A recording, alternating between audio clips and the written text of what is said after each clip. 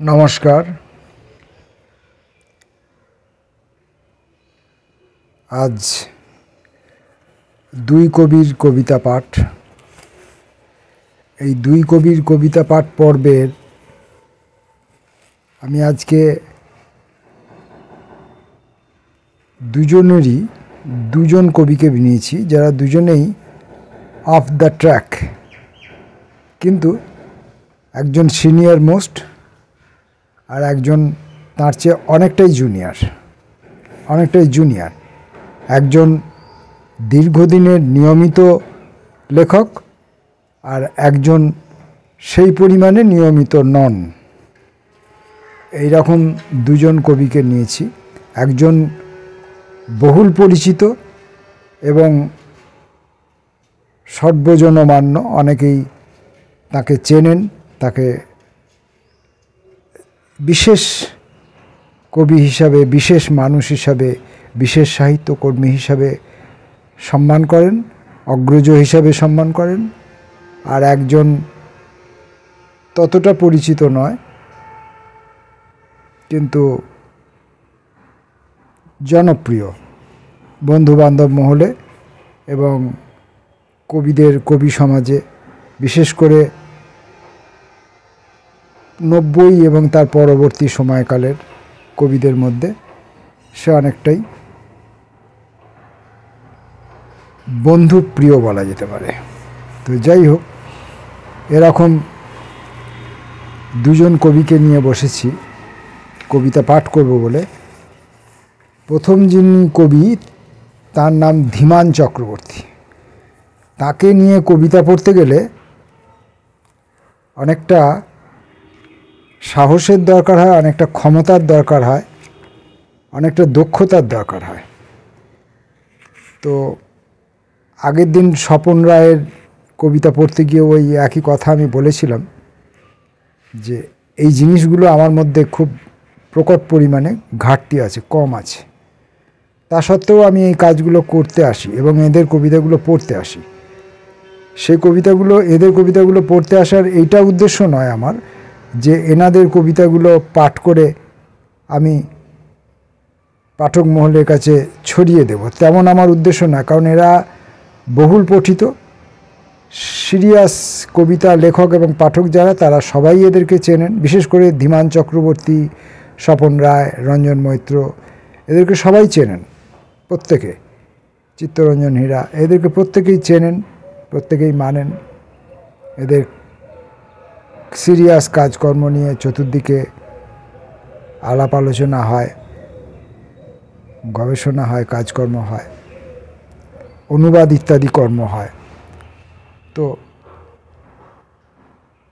আমার উদ্দেশ্য হচ্ছে যে আমার অদক্ষতা নিয়েও এদের কবিতা পড়তে আসার আমার উদ্দেশ্য হচ্ছে আমার নিজেকে অতিক্রম করা। কারণ এই যে গুণাবলীগুলো আমার থাকা দরকার এই কবিতা পড়তে গেলে, সেই গুণাবলীগুলো আমার কাছে এখনও অনায়ত্ত।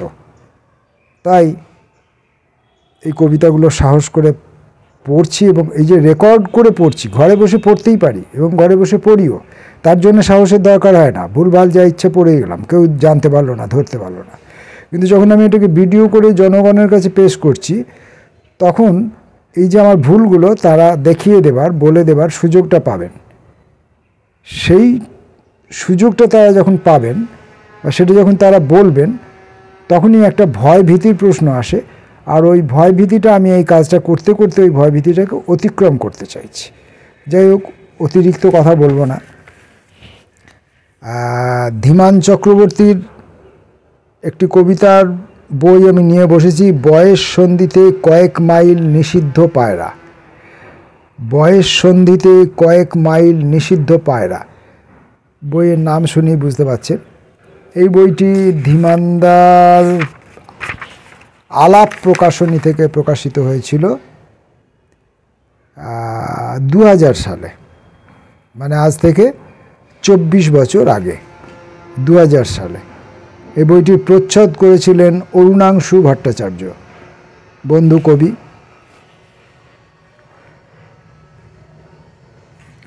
কবিতা বইটির মধ্যে 4টি পর্ব আছে।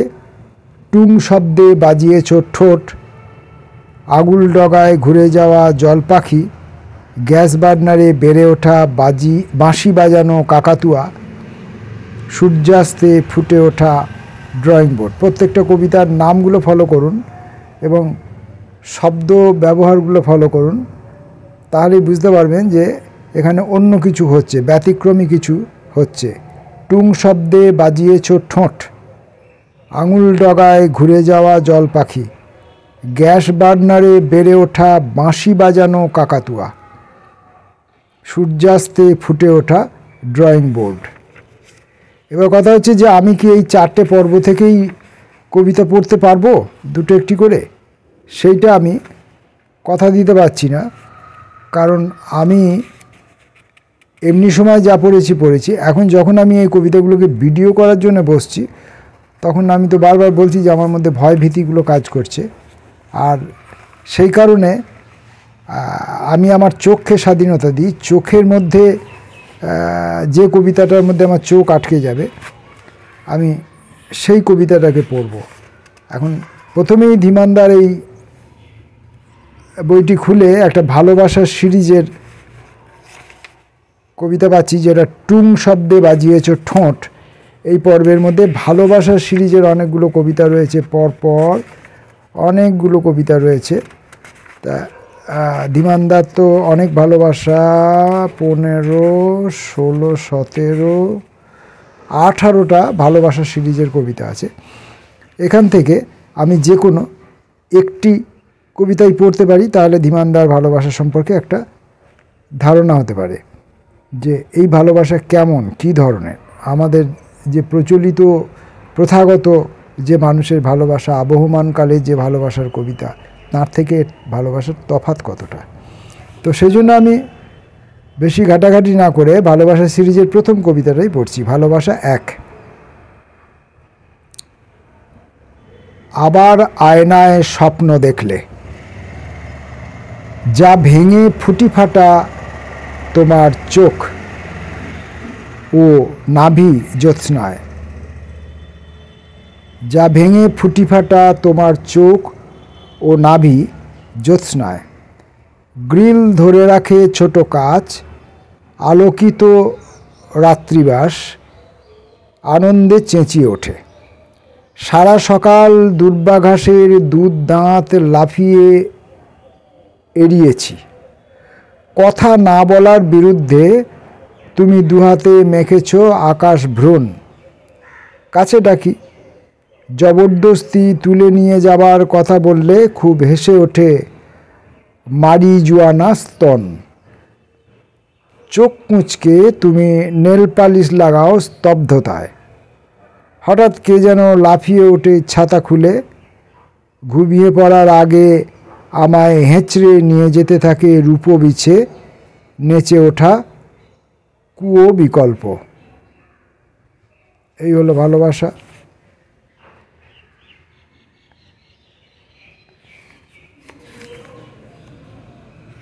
এরপরে একটি কবিতা পড়ব,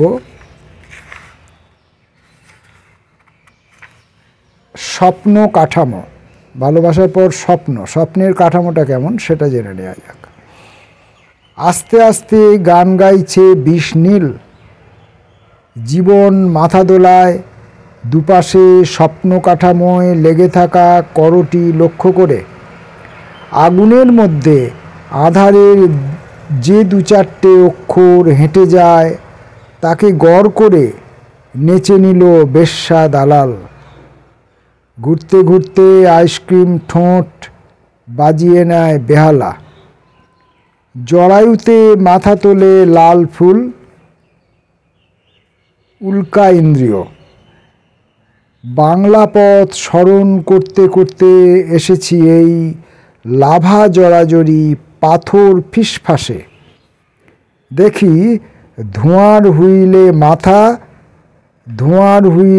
মাথা রেখে ঘুমিয়ে মহিলা। দেখি ধোঁয়ার হুইলে মাথা রেখে ঘুমিয়ে মহিলা।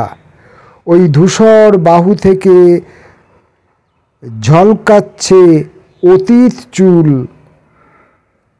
ওই ধূসর বাহু থেকে ঝলকাচ্ছে অতীত চুল, আঁচড়ে তোলা প্রসব কুয়াশা।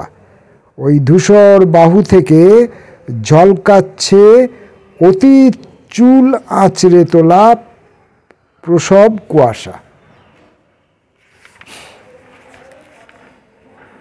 আরও কিছু পাতা একটু পেঁচিয়ে যাই, যে দেখি আমার চোখ কোনখানে আটকায়, সেখান থেকে আবার একটি কবিতা পড়ব। মোটামুটি একটা ধীমানদার কবিতার একটা আইডিয়া এই ভিডিওর মধ্যে রাখার চেষ্টা। শহর, যে শহরে বেড়ে উঠেছি সে তার শেষ বাইলেন স্বপ্ন দেখে। শীর্ণ হাত মেলে আধার গীতি হেঁটে যায় স্টেশনে।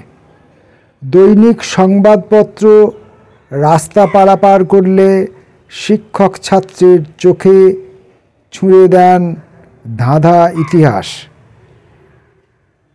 দৈনিক সংবাদপত্র রাস্তা পার করলে শিক্ষক ছাত্রের চোখে ছুঁড়ে দেন ধাঁধা ইতিহাস।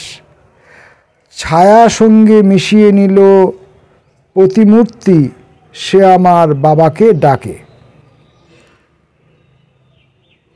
সন্তানকেও যৌন পুস্তক আঁচড়ে দেয় পোর্সিলিন রেকাব থেকে বেরোনো জীব।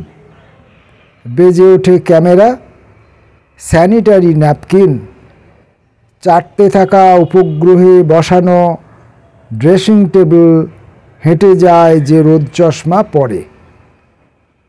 এসব দেখে শহর ফিরে আসে প্রাতরাশ রেখা চিত্রে। নিজেকে টুকরো ভেঙে চিবাতে থাকে এক মনে।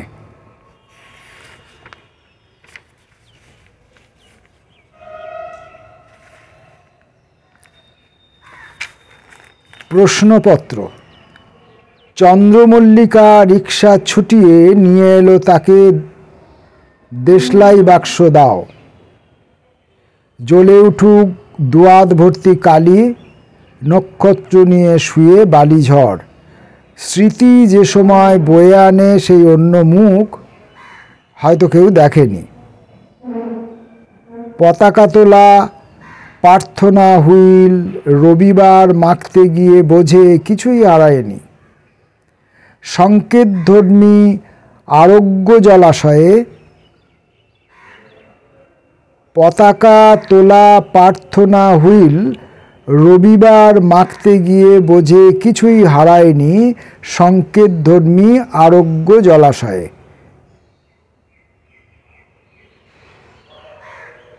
প্রার্থনা হুইল রবিবার মাখতে গিয়ে, আর সংকেতধর্মী আরোগ্য জলাশয়ে। ফিল্মে যাই, ছবি উঠুক না কেন, শুধু থাকে সঙ্গীতময় কুৎসিতে মুখমণ্ডল।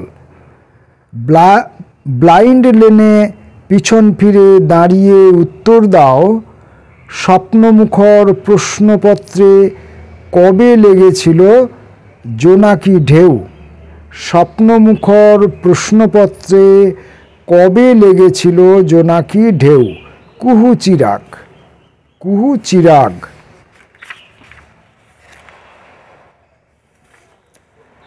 রেশাধ্বনি। দরজা খুলে শ্যাওলা স্মারক দাঁড় করিয়ে রাখে সমুদ্র। ছোট্ট পাখি ঘুরন্ত কাচ ঠুকরে স্তব্ধতায় বয়ে নিল ফনা গান। গত মধ্যরাতে দেবদূত উঠতে না পেরে মার্বেল স্ট্যাচু। ডুবোজাহাজ পোশাক পাল্টে মেখেছে বিবাহ মৃত্তিকা। মেঘনায় অনেক কথা, মেঘ ওড়নায় অনেক কথা, মাস্তুল রহস্য। ডুবোজাহাজ পোশাক পাল্টে মেখেছে বিবাহ মৃত্তিকা, বিবাহ মৃত্তিকা। মেঘ ওড়নায় অনেক কথা, মাস্তুল রহস্য। নীল জল প্রাতরাশে ডাকে জ্যোতির্ময় উনুন। লজ্জাবতী কুয়নগরী বৃষ্টি রিক্সা নিয়ে এগিয়ে মুখ দিয়ে চুষে নিল রেশাধ্বনি শব্দহীন গিটার সংকেত। বৃষ্টি রিক্সা শব্দটি লক্ষ্য করবেন, এটা আমাদের একসময় আমাদিকে খুব ভাবিয়েছিল এইরকম ধরনের শব্দ জোর।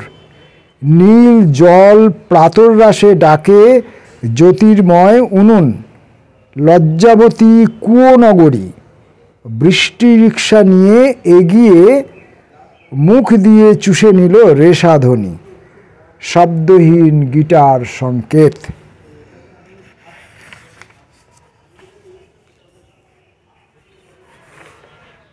গোপন কথা।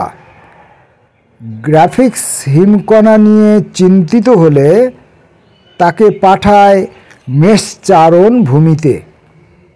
কত মেয়ে গোপন কথায় হেলান দিয়ে বসে আছে পাঠকক্ষে। ছড়ানো পোড়া কাঠে জন্ম নিচ্ছে লকার রুমে শুয়ে থাকা উপাসনা চিত্রনাট্য। আগুন পোহাতে জড়ো হলো স্কেল দিয়ে মেপে তোলা গ্রন্থাগার কোষ। অল্প গরম হয়ে নামে আপেল বাগানে খোলা স্তন। সুতো দিয়ে আকাশে ওড়াচ্ছি চোখ, সুতো দিয়ে আকাশে ওড়াচ্ছি চোখ। লক্ষ্য রাখবেন, জল বেঁধে নামিয়ে দাও ভুল রাস্তায় এসে পড়া দূরদর্শনের উট। হয়তো জেগে থাকে ছুটিয়ে নিয়ে আসা স্বপ্ন মাখা রুমাল।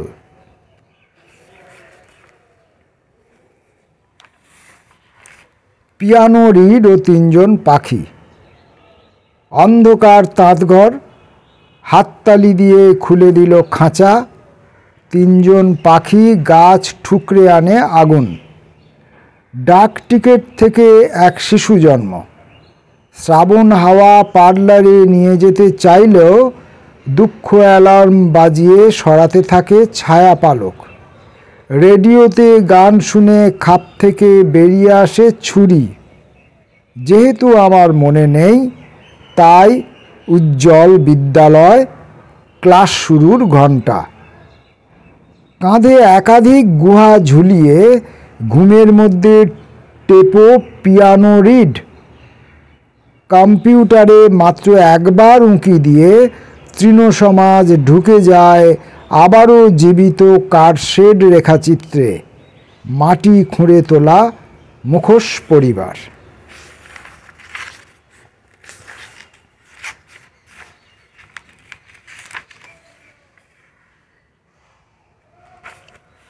পরিবর্তন। রাত চিঠি -ডিগ্রি সেলসিয়াস ঝোলায় অপেক্ষারত স্বর্ণ চেনে। ছোবল পিছনে রেখে ঠোঁট টিপে দাঁড়িয়ে মাউথপিস। বোবা কালা ঘুরঘুরে সেলসম্যান সারাদিন সাঁতার দেয় গৃহপালিত দুল ও থ্যাঁতলানো স্তন লণ্ঠনে। কাউকে পরিবর্তিত করলে শ্মশান থেকে বয়স কমে 10 বছর। মস্তিষ্ক উড়ে বেড়ায় যেসব ফাইল ক্যাবিনেট নিয়ে, তা দুচোখে আঙুল ঢুকিয়ে বাজায় সূচে ঘুরতে থাকা মহাকাশযান। জীবন প্রদানকারী কোমর বন্ধনীতে 6 কোণা জেরক্স। জীবন প্রদানকারী কোমর বন্ধনীতে 6 কোণা জেরক্স মেশিন রন্ধ্রপথে কুষ্ঠ ধূসরতা। কোমর বন্ধনীতে 6 কোণা জেরক্স, এভাবে পড়া যেতে পারে, কোমর বন্ধনীতে 6 কোণা জেরক্স মেশিন রন্ধ্রপথে কুষ্ঠ ধূসরতা। আবার এভাবেও পড়তে পারি, কোমর বন্ধনীতে 6 কোণা জেরক্স মেশিন রন্ধ্রপথে কুষ্ঠ ধূসরতা। বিভিন্ন রকমভাবে কবিতাগুলোকে পড়বার অবকাশ থাকে। শব্দগুলোকে আগের শব্দে পরের শব্দে কোনটার সঙ্গে কোনটার অন্বয় রাখতে চাইব, সেই ক্ষেত্রে পাঠকের অনেকটা স্বাধীনতা থাকছে। লেখক শব্দগুলির মধ্যে পারস্পরিক যে রিলেশন, সেটাকে একদম সুনিশ্চিত করে দেননি যে পাঠককে সেইভাবেই পড়তে হবে। এখানে পাঠক অনেকটা স্বাধীনতা পাচ্ছেন। গাছ থেকে বেরোনো কাঁচুলি। জানলাকে প্রার্থনা সঙ্গীত শুনিয়ে স্কুল শিশু সাবান দিয়ে সাপসুরত। গ্রীষ্মকাল ডানা মেলে রঙিন পরিস্কার্ট। নৈশ বাসগুমটি গ্রাম পথ দৌড়ে হাঁটু মুড়ে খুব বৃষ্টি জার্নালে। সিনেমা হলে পর্দা থেকে হেলিপ্যাড উড়ে বিশ্রাম নিল সরাইখানায় প্রাতরাশ সারে। তাহলে বিশ্রাম নিল সরাইখানায়, আবার বিশ্রাম নিল সরাইখানায় প্রাতরাশ সারে। যদি ভাবে পড়ি তাহলে সরাইখানায় প্রাতরাশ সারে। আইস কিউব গলে প্রতিবেশী বৃত্ত সেবিকা কক্ষপথে। সকালবেলায় কাঠ পেন্সিলে উঠতে থাকা হেলিকপ্টার তৈরি করে যে ছায়া, তাকে ধাক্কা দিয়ে সরিয়ে ভালোবাসা জানায় গাছ থেকে বেরোনো কাঁচুলি, যে গান গায় টায়ার জড়িয়ে। আরেকটি কবিতা পড়ব, লক্ষ্য রাখবেন কবিতাগুলোর যখন শিরোনামটা পড়ছি, কবিতাগুলোর শিরোনাম কিন্তু খুব সাধারণ, জটিলতা বর্জিত, কিন্তু সেই একটি সাধারণ বিষয় কিভাবে বিভিন্ন ঘটনাবলীর মধ্যে, বিভিন্ন দৃশ্যাবলীর মধ্যে, বিভিন্ন শব্দাবলীর মধ্যে কিভাবে ইন্টারাক্ট করছে, সেইটা নিয়েই কবির একটা গবেষণাধর্মী কাজ বলা যেতে পারে। আমার এমন ধারা মনে হচ্ছে, ভুল হতে পারি। এইবার কবিতাটার নাম হচ্ছে ঝেলে নেয়। ভাঙা কাঁধে গান জুড়ে জুড়ে আর কতদিন উড়ে আসবে এত উঁচু, কোনো জন্মদিন নেই এই ধূমকেতুতে, বর্ণ পরিচয় কলকবজা ভেঙে ঘুমিয়ে পড়লে কারিগর গ্যাস বার্নারে ওঠা নীল শিখায় ঝেলে নেয় অন্তঃপুরে শুকিয়ে যাওয়া শুক্র উপত্যকা, হীরক বাতাস। তৃণ চাষে মশগুল কারখানা, তৃণ চাষে মশগুল কারখানা, তৃণ চাষে মশগুল কারখানা। ব্রুহাম ও ল্যান্ডে, ব্রুহাম ও ল্যান্ডো, ব্রুহাম ও ল্যান্ডো চাকাকে খেতে দেয় ঘাস, ব্রুহাম ও ল্যান্ডো চাকাকে খেতে দেয় ঘাস। ভরকেন্দ্রে ডুব দিয়ে উঠে চিঠি লেখে ওয়াশিং মেশিনে ঢুকিয়ে রাখা বহু যুগ ধরে ধুলোময় নক্ষত্রমণ্ডলীকে। মারিজুয়ানা শিবলিঙ্গ থেকে গ্রিল বানিয়ে আটকাতে চেষ্টা করো উড়ন্ত ঘুড়ি থেকে ছেটকানো আলোক প্রপাত। বিমান চক্রবর্তীর কবিতা একসঙ্গে বেশি পড়ার ঝুঁকি নিতে যাওয়া উচিত নয়।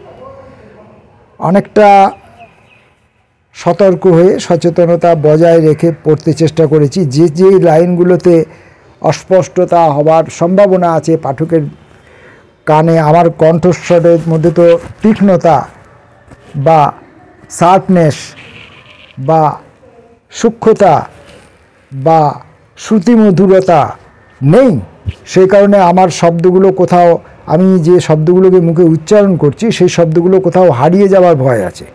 এবার আবহমান সাধারণ যে কবিতা, সেই কবিতাতে একটি শব্দ পাশাপাশি শব্দগুলোর একটা সম্ভাব্য রূপরেখা তার বক্তব্যটির মধ্যেই থাকে। তাই সেই ক্ষেত্রে শব্দটি হালকা পরিমাণ হারিয়ে গেলেও পাঠকের অসুবিধা হয় না, পাঠক বুঝে নিতে পারেন বা পাঠক তার মনোমতো একটি শব্দ ধরে নিতে পারেন।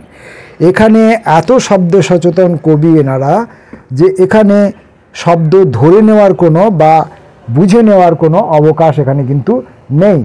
এখানে পুরোটাই গবেষণামূলক কাজ, তাই এই শব্দগুলোকে সচেতনভাবে ফলো করতে হবে। তাই এই কবিতাগুলো অ্যাকচুয়ালি পড়ে শোনানোর কবিতা বা পাঠ করে বা পরিবেশন করে শোনানোর কবিতা এগুলো নয়, এগুলো নিবিষ্ট মনে একা একা নিজে নিজে পড়তে হবে। আমি আগেও বলেছি এই কথাগুলি যে এইসব কবিতা পড়তে গেলে পড়ার সময় কবিতার লাইনগুলি পড়তে পড়তে এগিয়ে এসে আবার খানিকটা পিছিয়ে গিয়ে আবার পিছন থেকে আবার তিনটে শব্দ এগিয়ে গিয়ে আবার সেখান থেকে পেছনে ফিরে গেলাম, আবার পড়তে পড়তে আবার এগিয়ে এলাম, এইভাবে দু পা আগে এক পা পিছে, এক পা আগে দু পা পিছে, তিন পা আগে এক পা পিছে, এরকম করতে করতে পড়তে থাকলে প্রত্যেকটি শব্দ প্রত্যেকটি শব্দকে কোন দিকে কিভাবে প্ররোচিত করছে, প্রত্যেকটি শব্দ প্রত্যেকটি শব্দকে কিভাবে শব্দার্থ বুঝে নেবার জন্য প্রভোগ করছে, প্রত্যেকটি শব্দকে কিছু নতুন কোনো শব্দ জন্মের সম্ভাবনার দিকে ঠেলে দিচ্ছে, এগুলো বুঝে নেওয়া বা অনুমান করার বা ছুঁতে পারার একটা সম্ভাবনা হতে পারে নিবিষ্ট পাঠে। এইসব কবিতা পরিবেশনের কবিতা নয়, আর আমি কবিতা এমনিতে পরিবেশন করতে পারিও না। আমি যেমন করে বই পড়ি আমি সেইভাবেই এখানেও ভিডিও রেকর্ড করছি। আমি অন্য ভিডিও করব বলে অন্য রকম কোনো কণ্ঠ নিয়ে বা অন্য রকম কোনো মানসিকতা নিয়ে বসি না। যাই হোক, ধীমানদার কবিতা পড়তে গিয়ে যা যা ভুল হয়েছে ধীমানদা নিশ্চয়ই আমাকে তার জন্য ক্ষমা করবেন, সেই নিয়ে আমার কোনো চিন্তা নেই।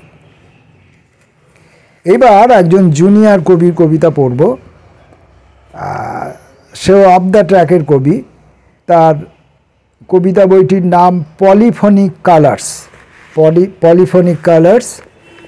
এখান থেকে প্রথম কবিতাটাই পড়ি, জেনে নিই পলিফনিক কালার্স বলতে কি বোঝানো হচ্ছে। মুখের উপরে হাত দুটো ক্রসিং ওভারে, না সেলফ প্রোটেকশন নয়, একটা দীর্ঘ পাঁজরবন্ধ ডিভাইডার, যেখানে আড়ালে আড়ালে ধনাত্মক গন্ধরা ঋণাত্মক আহ্লাদে। একটা পলিফনিক আশ্চর্যকে সমান্তরাল দুটো আয়নার মাঝে রাখা হলে বোতামহীন সাম্রাজ্যের উপকূল ভগ্ন ভঙ্গিমা ইস আঙুলে চশমা শ্রাবণ আলো বিকারে। চশমা শ্রাবণ আলো বিকারে। বৃষ্টির জ্বর মাপছে এসরাজ, 1 2 3 3 2 1। এই হচ্ছে পলিফনিক কালার। দেখি আমাদের পার্থসারথীর পরবর্তী কোন কবিতাটি পড়ি। গ্যালাক্সি। সময়ের মানচিত্র খুঁজে রক্তে ছোবল মারলে নিশ্চিত বৃত্তের জ্যাটিতে ধূলিসাৎ হতে পারে সাপ নামক সরীসৃপটির স্পাইরাল গ্যালাক্সি। জান্তব অঙ্গারে পুরুক বৃন্তহীন জানালা, মেঘের নৈশব্দে যমুক নবজাতকের নিদ্রাতীত ঘাম, অন্ধকার সেলুলয়েড যৌন প্রবাসী লেন্স এখনও আঁকড়ে ধরবে বিষাদের অভিক্ষিপ্ত শবের মুভমেন্ট। এখন বিন্দুহীন বৃত্তে লক্ষ্য করুন সরীসৃপটির গ্যালাক্সি মুভমেন্ট।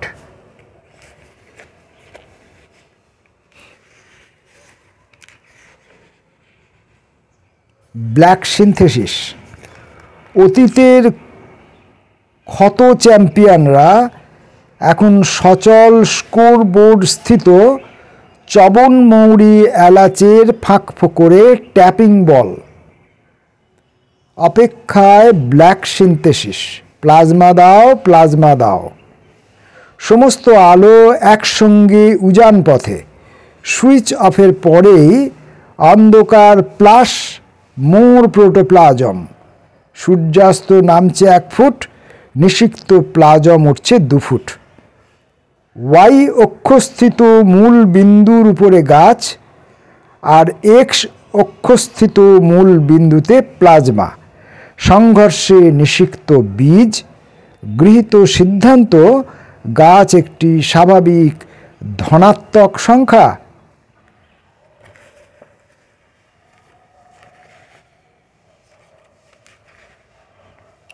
বিয়োগ ব্যঞ্জন।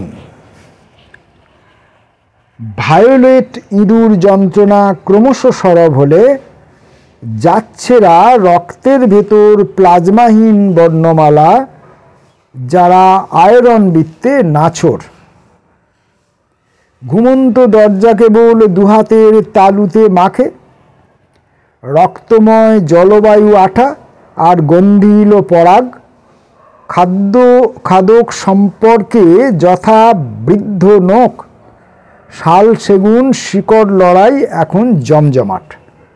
বুকে হেঁটে যাওয়া শামুক স্টেশনে কে কোথায় দাঁড়াবে তাত্ত্বিক অস্ত্রের দুপাশে।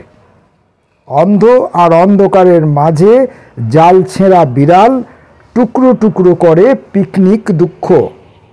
পিকনিক দুঃখ।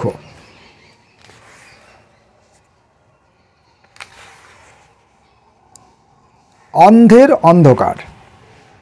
তুমি আলো জ্বালতে চাও যতবার, হারিয়ে যেতে থাকে এই নদীপথ। আর অন্ধকারেও আমি খুঁজে যাই অন্ধের অন্ধকার। প্রেম আর বিরহের সব কঙ্কাল এইখানে রেখে দিচ্ছি বিবাহ মালায়। বন্দি করেছি তোমাকে মেঘ বৃষ্টি আর সমুদ্র দিয়ে, তোমাকে নতুন করে পাবো বলে। আত্মযমুনায় কত পাখির অচেনা বার্ধক্যের রূপান্তর, আর স্মৃতিমঞ্চে টুকরো টুকরো আহ্লাদ। আলিঙ্গনে আছে কত ভালোভাবে, যদি বৃষ্টিতে ঝরে মন ভালোর কাঁকন। আত্মযমুনায় কত পাখির অচেনা বার্ধক্যের রূপান্তর, আর স্মৃতিমঞ্চে টুকরো টুকরো আহ্লাদ। আলিঙ্গনে আছে কত ভালোভাবে, যদি বৃষ্টিতে ঝরে মন ভালোর কাঁকন। ফসিল।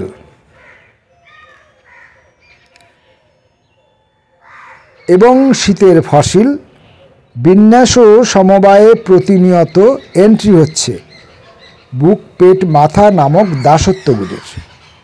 নীল বাতি এখন পর্ণমোচী।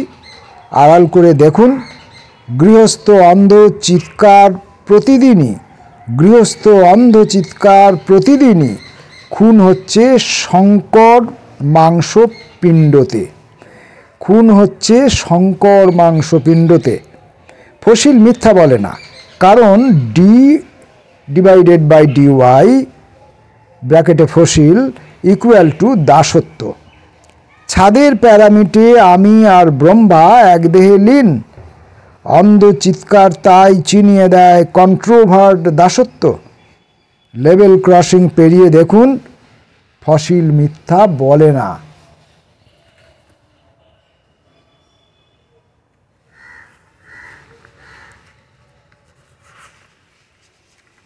পার্থসারথীর আর একটি কবিতা হয়তো পড়তে পারবো।